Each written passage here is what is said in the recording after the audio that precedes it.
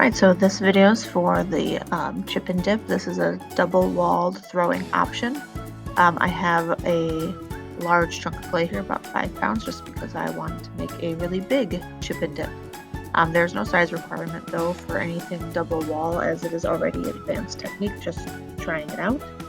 So you decide what you want it to be. Do you want it to be for carrots and ranch, chips and dip, whatever size you can justify for what it is you're gonna use it for. Remember, you don't have to make the chip and dip. You could choose the ring bottle or the cake plate or just the basic double wall with some carvings in it, whatever seems the most interesting to you that you would actually use. So I'm just getting this large piece of clay centered.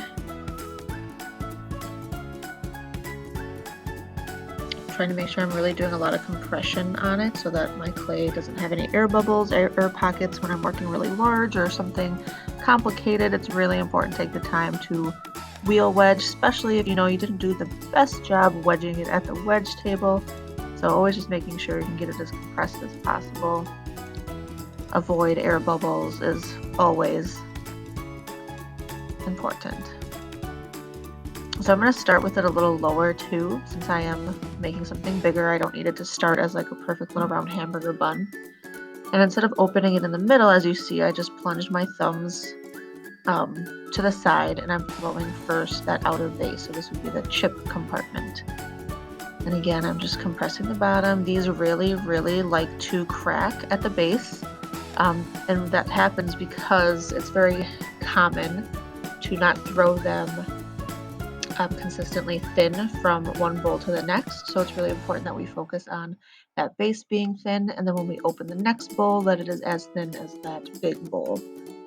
So now I'm just throwing a bowl like I normally would. It's just excessively huge, as big as the bat. And then I'm going to open up that middle chunk of clay and throw a mini dip bowl. And there's more clay here than I need to make the dip bowl, so first I'm going to just pull it kind of tall and then cut it down.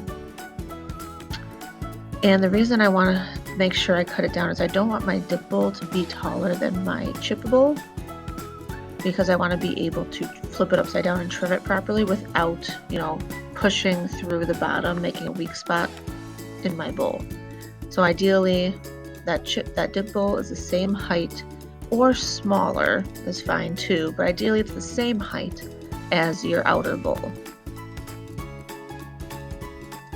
And then I just had a little nick there, so I'm gonna just patch a little clay for the sake of the demo. I'm just cleaning it up. Now something this big on the bat, I'm not gonna cut and slide this off because it's just gonna get messed up. So I'm just gonna take the whole bat off.